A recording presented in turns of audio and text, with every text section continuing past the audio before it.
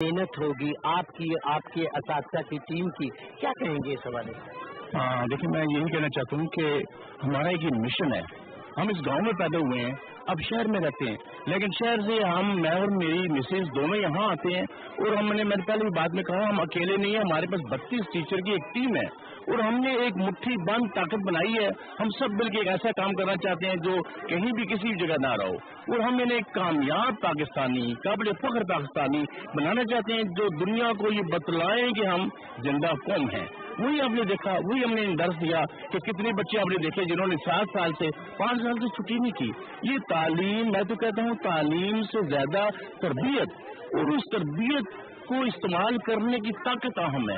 اگر ہمارا بچہ 4 ضلعوں کے مقابلوں میں پوزیشن لے کے آتا ہے تو یہ ہماری کامیابی کا زینہ ہے. اور ہم اس سے بھی زیادہ بڑا کام کرنا چاہتے ہیں، اسی وقار کے ساتھ، اسی طاقت کے ساتھ کہ جو ہمارا کل تھا وہ آج نہ رہے.